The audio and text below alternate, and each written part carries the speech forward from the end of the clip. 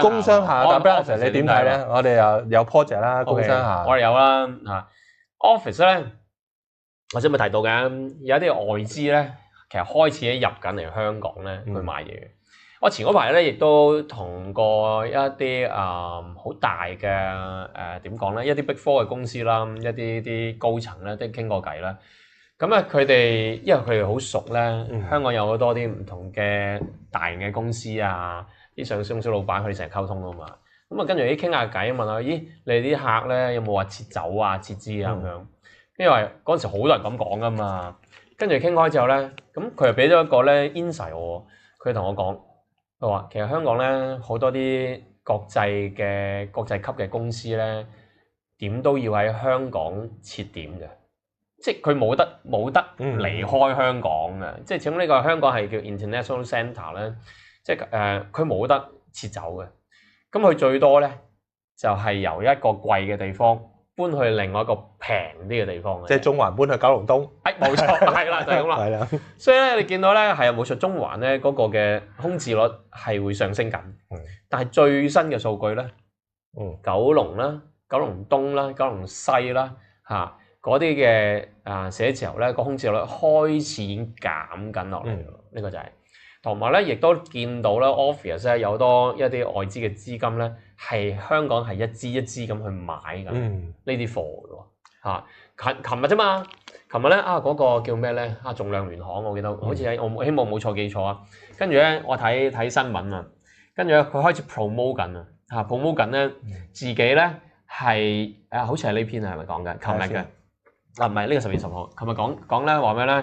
介紹咧佢係一間國際性嘅公司，專做一啲大型嘅 deal 嘅嚇。咩叫大型 deal？即係一支支咁賣嗰啲咧。佢哋都估計咧唔係佢哋都講咧今年係少咗嘅。咁但係以佢哋所知咧，其實好多啲資金咧都準備定出年去買嘢。咁呢個咧又有啲息流喎。即係呢啲佢哋嘅資訊應該都幾快，同埋起碼準過我哋先啦。呢個就係咁，佢哋如果有呢啲嘅睇法咧，又有啲唔同嚇。所以咧，我相信咧寫字樓咧會有少少作為。但係你會唔會好大聲咧？因為始終消化下係啦，要消化下。始終你唔係話你有好多啲散戶啊嘛。嗱，寫字樓唔會有散戶咁衝入去羊群。你見過羊群買寫字樓未啊？喂，最近我就冇咯。真係最近有個新盤出。真係有，真係有喎，真係有新盤出喎，真係喎。嗰個叫咩？知唔知邊個啊？688，荔枝角道啊，888號啦，由新世界咧嗰個盤咧，哇真係好誇張喎！真係排隊喎，唔係講笑。嗱，不過咧，佢嗰個盤咧令到我哋好放心嚇，因為咧點解咧？佢嗰個佢係起佢個 size 唔係話真係非常大嗰種，但係咧佢做緊一個 Grade A， 即係甲級寫字樓嘅配套嘅設施嘅。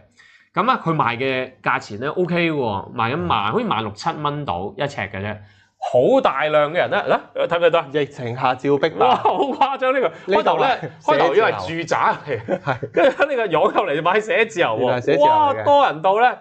新世界突擊推售商廈唔係16000，佢意向尺價咧13000蚊起，但係應該係又係最平嗰啲13000嘅，實際上好似唔止13000嘅，我記得好似16700嘅。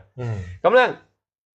點解令到我哋放心咧？因為咧，我哋大角咀必發道咧即係大角咀必發道，我哋都係起甲級寫字樓啊嘛。咁我哋一買工廈翻嚟啦，跟住咧拆咗去補地價咧，就會起甲級寫字樓。咁咧出去過多1個月度啦，應該1月份到啦，我哋已經做好晒地基噶啦做晒地基咧就等佢補埋個 waiver 講緊補幾多地價度啦，我估計大概1000零蚊尺度啦，1000零2000蚊尺度啦。咁我哋買入嘅成本大概3500啫。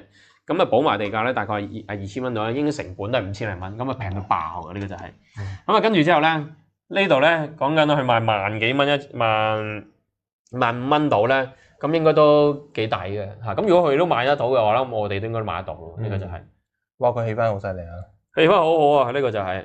所以你話係咪冇人買？我話唔係咯，純粹價錢問題。即係。